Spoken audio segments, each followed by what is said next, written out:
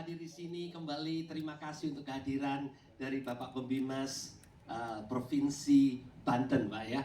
Ya, terima kasih juga untuk kesempatan saya boleh membagikan firman Tuhan di sini. Sebelum saya menyampaikan firman Tuhan, saya ingin appreciate jemaat ini. Ya, tadi 2 lagu yang kita nyanyikan itu saya lihat, oh ini diciptakan 3 ya. Oh oke, sorry, 3 dari berapa itu?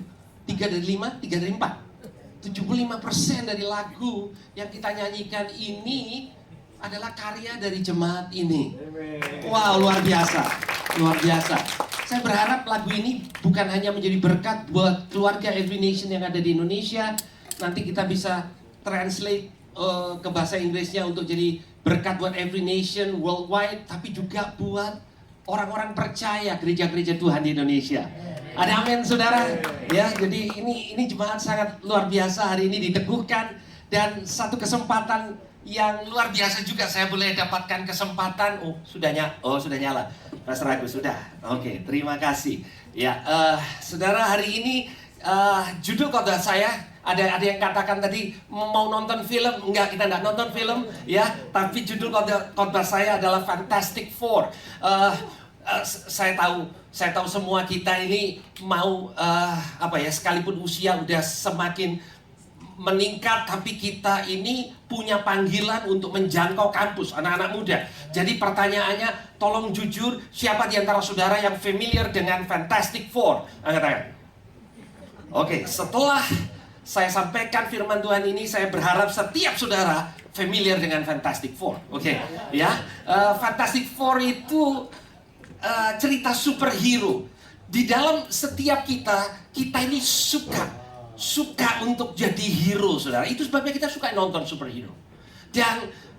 Tapi Fantastic Four yang kita akan sama-sama belajar dari firman Tuhan ini nameless, ya. Kalau Fantastic Four yang saudara pergi nonton bioskop, ya, yang karyanya Marvel, itu ada tokoh-tokohnya.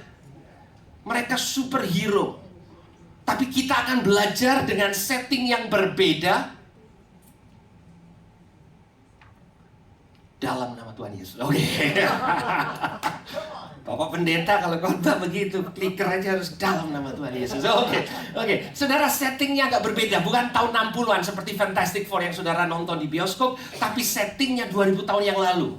Di satu kota yang dikenal sebagai The Town of Jesus, Kapernaum. Kalau saudara punya kesempatan pergi mengunjungi Israel, saudara pasti diajak ke Kapernaum, ya. Di Kapernaum itu ada gerbang, terus kemudian tulisannya The Town of Jesus. Nah, kalau saudara masuk ke kota itu, ada satu bangunan yang sangat juga terkenal, ya. Bangunan itu adalah rumahnya Petrus, saudara. Ya, jadi sebelumnya atau mungkin dioperasikan dari belakang aja. Ya. Next, ya. Saya akan bacakan di Markus pasal yang kedua ayat yang pertama. Kemudian sesudah lewat beberapa hari, waktu Yesus datang lagi ke Kapernaum, tersiarlah kabar bahwa ia ada di rumah. Ya, nggak dijelaskan rumah siapa, sepertinya pembaca Injil Markus itu tahu kalau dia di rumah itu rumahnya siapa. Kalau saudara membaca Markus pasal yang pertama, referensinya adalah rumah dari Petrus dan Andreas, ya. Maka datanglah orang-orang berkerumun sehingga tidak ada lagi tempat, bahkan muka pintu pun tidak. Full, saudara. Ya, sementara ia memberitakan firman kepada mereka. Ini adalah setting yang menjadi impian para pendeta. Benar nggak, Bapak Ibu? Ya, kalau bisa ibadah setting kursi 100 yang datang 200, itu revival. Benar nggak? Ya. Nah, sekalipun ada banyak sering kita mengalami mujizat hari Minggu. Ini kami alami juga di Surabaya. Saya nggak tahu di Serpong terjadi nggak, ya. Lagu pertama saya menoleh cuman 1/4 kursi terisi. Terus karena kita menyembah Tuhan, sebelum lagu terakhir saya menoleh hampir penuh. Itu mujizat yang seharusnya tidak terjadi. Ya, itu tidak terjadi di Serpong karena sejak awal jemaat sudah datang menghormati hadirat Tuhan.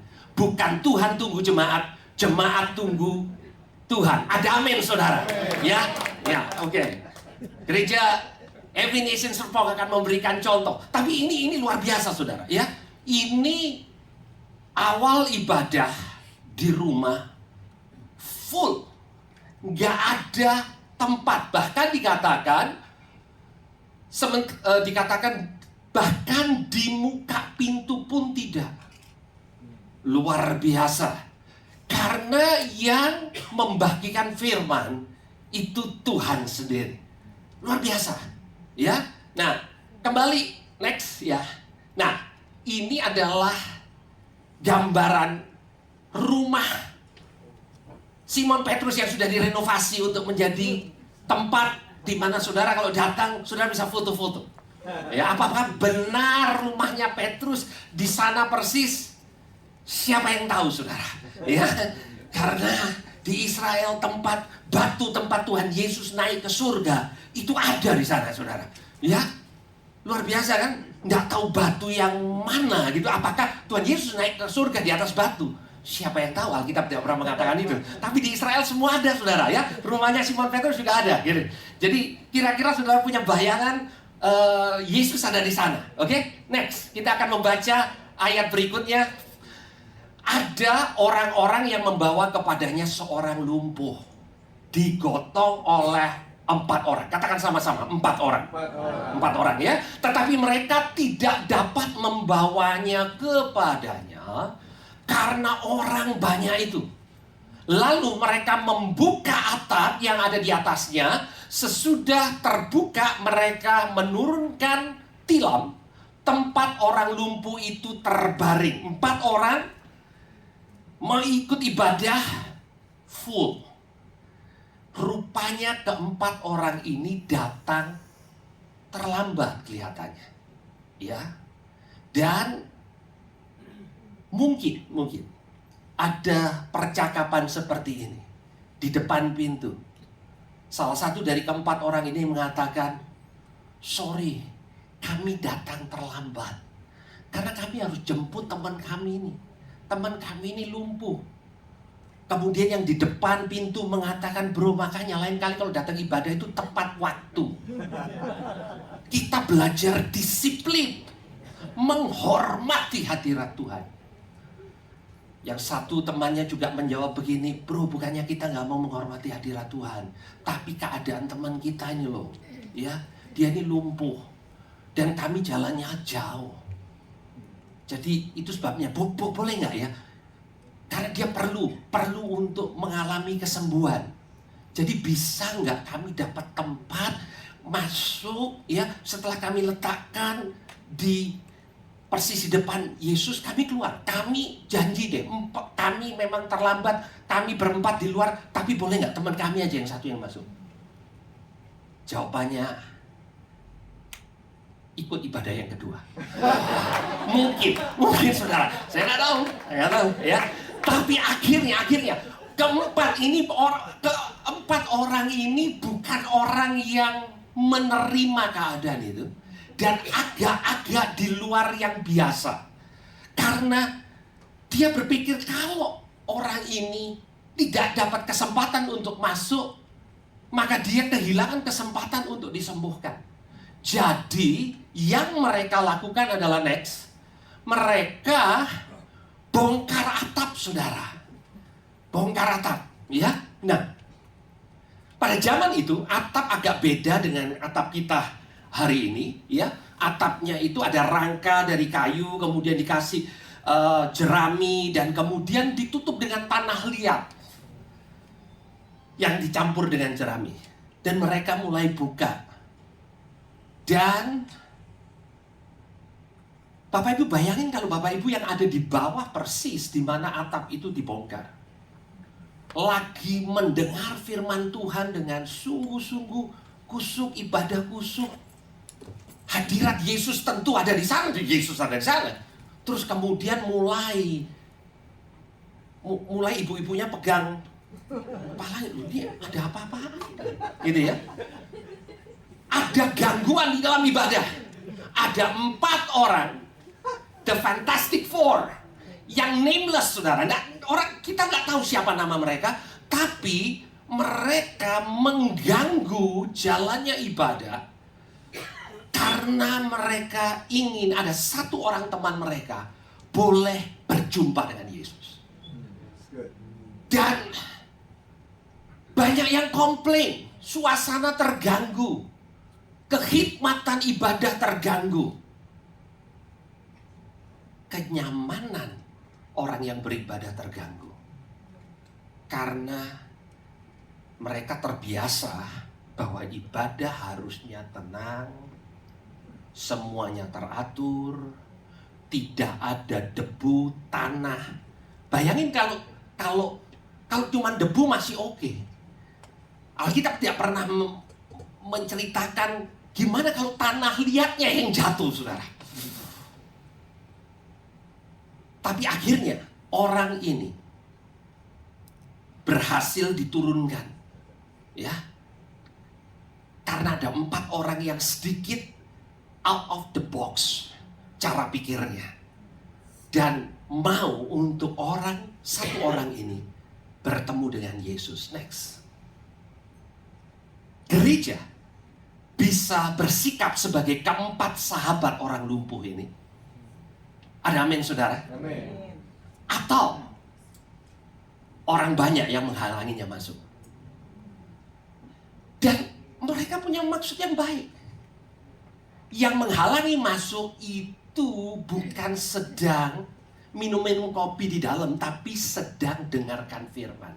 Dengan kata lain, kalau kita nggak hati-hati, gereja karena ingin melakukan apa yang biasa dilakukan, kehilangan hati terhadap apa yang seharusnya dilakukan. Every Nation Serpong dipanggil untuk menjangkau yang terhilang, untuk membagikan kabar baik. Benar, buat setiap kita butuh kabar baik. Setiap kali kita hadir di ibadah, kita perlu mendengar Injil. Tetapi ada orang-orang di luar sana yang mungkin tidak cocok dengan pola pattern daripada apa yang biasa kita lakukan. Bukan berarti yang biasa kita lakukan salah, tetapi ada orang-orang yang perlu untuk dengar Injil. Dan 1 orang ini sangat bersyukur punya 4 teman yang agak-agak, sehingga orang ini ada di depan Yesus. Saudara, saya menjadi orang percaya bukan karena orang tua saya mengenal Tuhan. Saya masih ingat pada waktu saya SMA, ya, ada satu keluarga dokter yang begitu baik buat keluarga kami. Dan keluarga dokter ini orang percaya dan mengundang papa mama saya untuk datang ke gereja. Diundang berkali-kali, dan akhirnya papa mama saya orang timur, saudara. Apa yang dirasakan orang baik ngundang berkali-kali ke gereja, sungkan. Jadi karena mereka sungkan, papa saya bilang begini, Ben, kamu aja yang ke gereja. Oke? Jadi saya ke gereja sebagai wakil untuk membuat papa mama saya merasa at least saya nggak mau datang. Tapi tentu kan nggak ngomong nggak mau datang kan? Aduh, sorry, lagi sibuk. Pokoknya ada alasan. Seperti mungkin sebagian dari saudara dulu gitu loh, ya. Tapi saya diutus, saya ini utusan keluarga untuk hadir di gereja setiap minggu. Dan rumah mereka sebenarnya dekat dengan gereja. Dan untuk menjemput saya berarti mereka harus pergi ke rumah saya yang menjauhi gereja, kemudian baru datang beribadah di gereja, dan harus mengantarkan saya pulang kembali, seperti itu. Every single week. Dan di tengah-tengah proses itu saya mengenal Tuhan. Dan papa mama saya juga nggak bisa menyalahkan saya karena saya mewakili mereka untuk mengenal Tuhan. Kan seperti itu. Oke. Dan buat saya, this family adalah my Fantastic Four. Oke. Nah, pertanyaannya buat kita. Kita punya pilihan sebagai anggota jemaat yang tekun beribadah, ya, dan saking tekunnya kita lost focus kepada yang perlu untuk bertemu dengan Yesus. Atau kita memilih menjadi Fantastic Four. Di antara keempat orang ini tidak pernah diceritakan mereka ini hebat berkhotbah.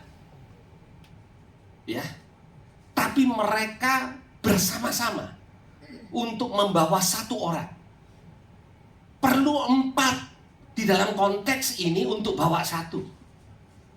Hari-hari ini perlu kita bersama gereja Tuhan untuk membawa seorang untuk datang kepada Yesus. Karena ada yang nyambut di sana, ya, selamat pagi gitu ya. Ada yang mungkin ngajak makan. Itu rohani Bapak Ibu. Ngajak makan, apalagi anak-anak muda, ya. Alasan salah nggak, mereka datang bukan cari Yesus, cari makanan. It's okay, awalnya seperti itu, saudara. Pada waktu saya kuliah, saya udah Kristen, Bapak Ibu. Ada keluarga di kota di mana saya berkuliah, tiap hari Sabtu masakin international student. Ada waktu di mana saya malas hadir. Ini udah Kristen, saudara. Tapi mengingat apa yang akan saya terima di sana, berkat jasmani dan rohani, oke. Saya datang, mahasiswa saudara, dapat makan. Wih, ini pemilik rumahnya masak Chinese food dan nggak satu macam. Jadi saya datang, intinya begitu. Jadi saudara, dan Tuhan bisa pakai Chinese food untuk mengubah seseorang.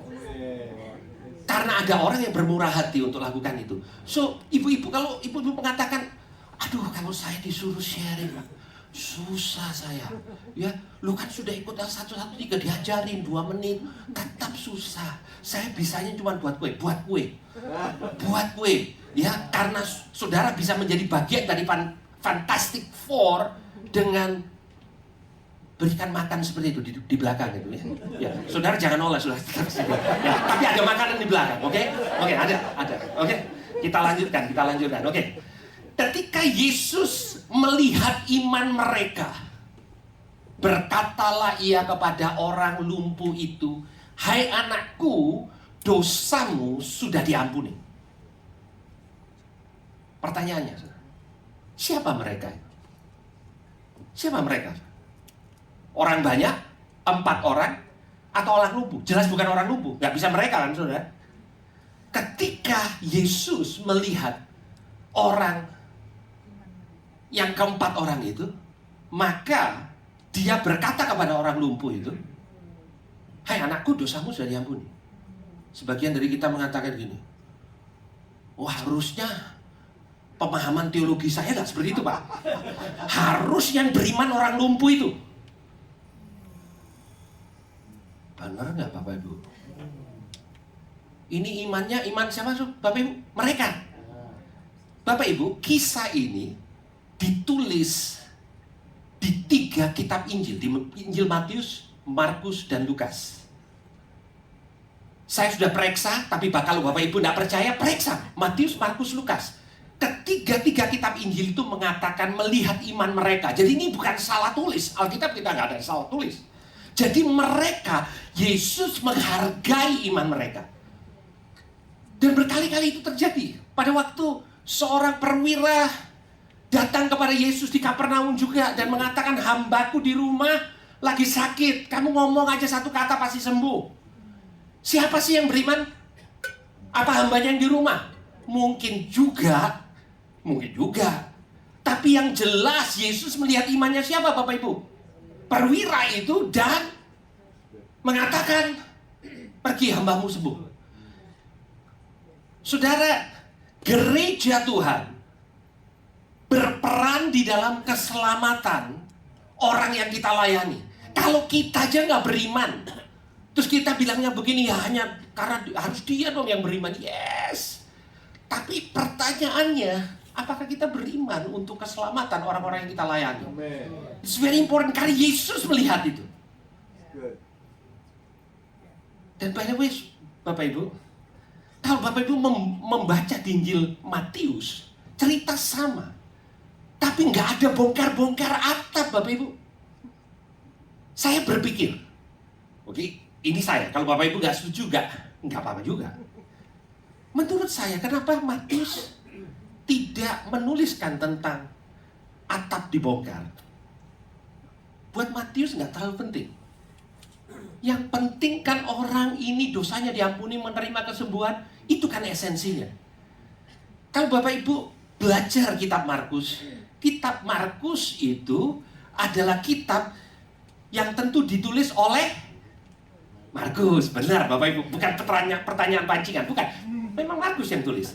Tetapi sejarah mengatakan yang menceritakan kembali, karena Markus nggak ada nih. Markus bukan saksi sejarah, Markus nggak ada pada waktu itu. Adalah Petrus.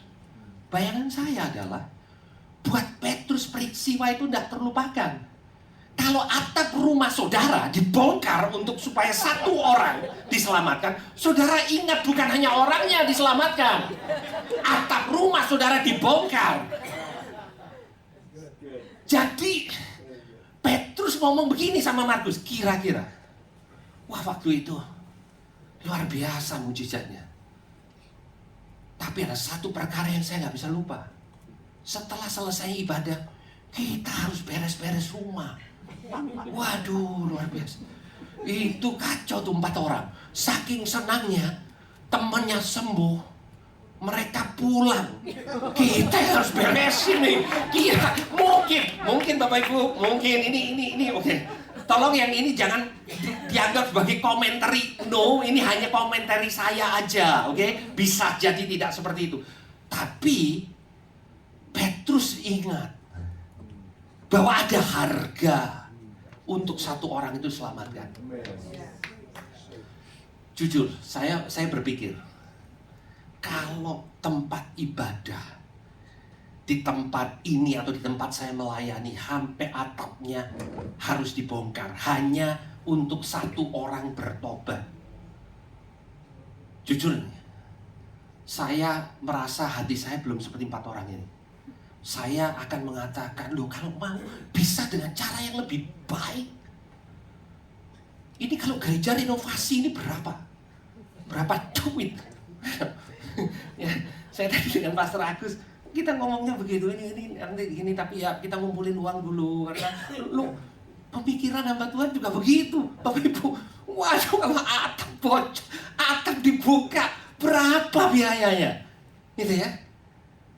Wow, tapi Tuhan Yesus bahkan tidak pernah bicara tentang ini siapa yang nanti benerin ini. Gak ada, paling tidak saudara tidak menemukan itu ada di dalam Injil yang saudara baca. Dengan kata lain, buat Yesus harga 1 jiwa itu memang sangat luar biasa besar. Kita secara teori setuju itu. 1 jiwa tak ternilai harganya. Sampai nilainya kita yang bayar. Gereja Tuhan untuk membawa 1 jiwa datang kepada Yesus, itu ada harga yang perlu kita bayar. Ada amin. Next. Mengapa orang ini berkata begitu? Ia menghujat Allah. Oh, ini karena Tuhan Yesus mengatakan dosamu sudah diampuni. Jadi orang banyak yang datang untuk dengar Yesus. Dia katakan, mengapa orang ini berkata begitu?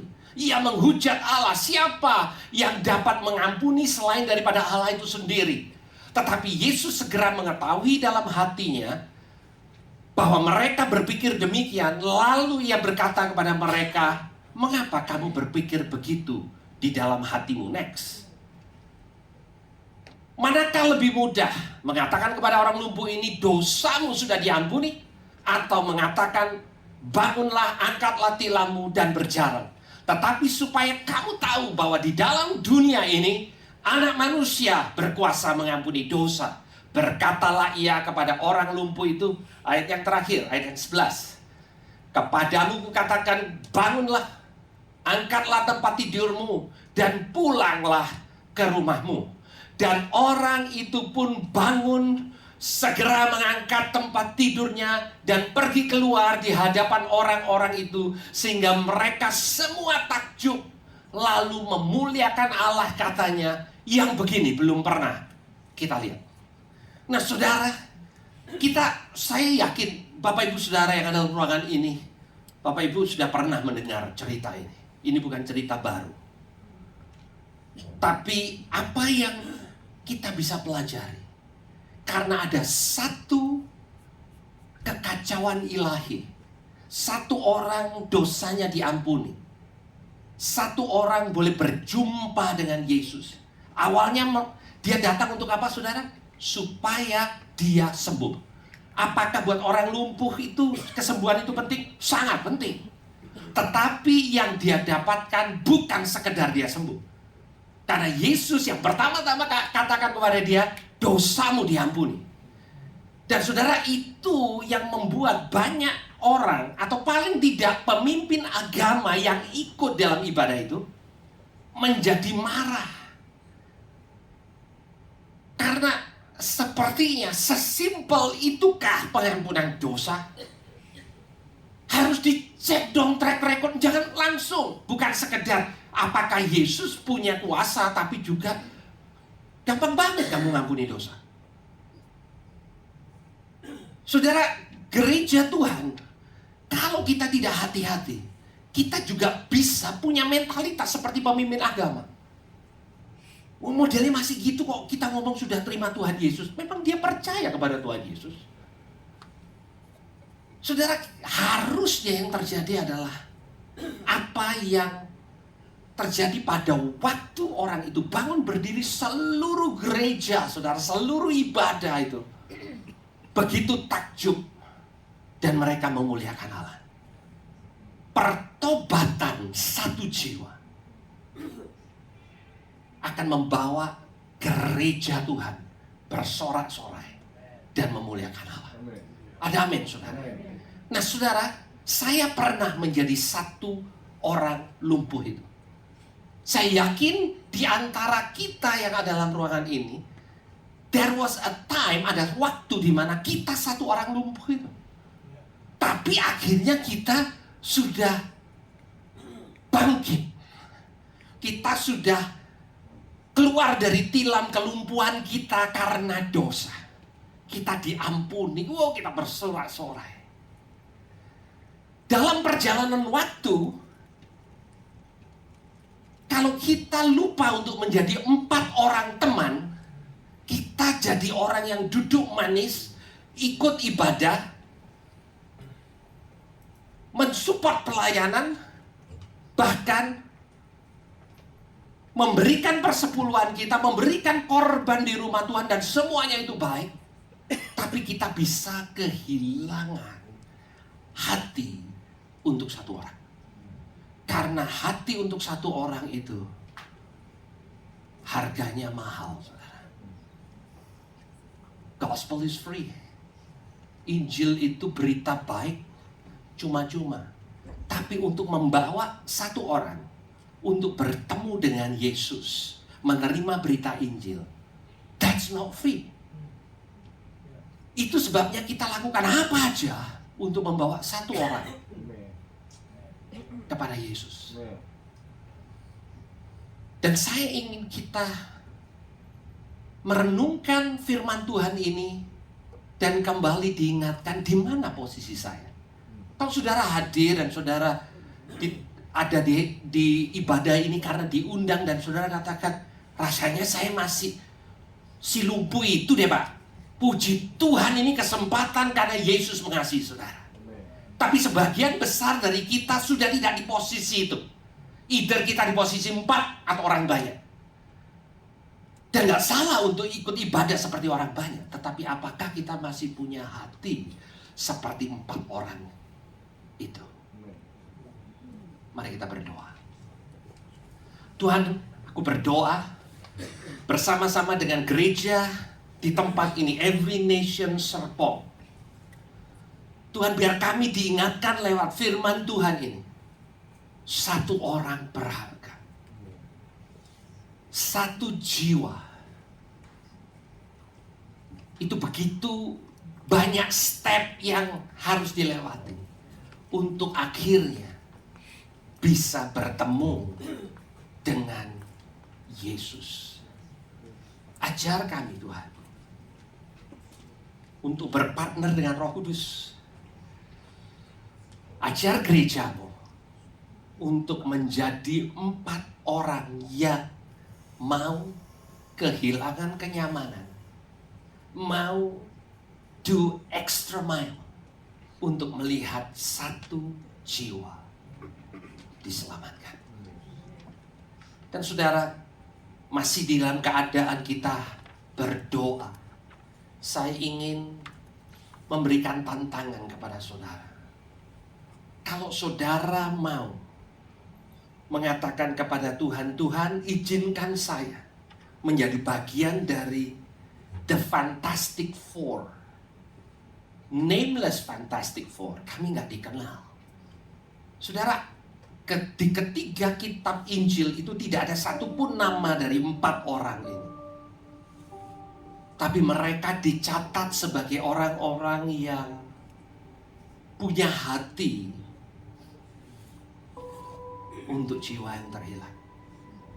Kalau saudara mau menjadi bagian daripada Fantastic Four, mungkin Fantastic 3, Fantastic 10, saudara menjadi bagian daripada tim. Apapun yang saudara bisa lakukan, saudara menjadi bagian daripada tim yang membawa orang-orang ini datang kepada Tuhan. Dimulai dengan hati.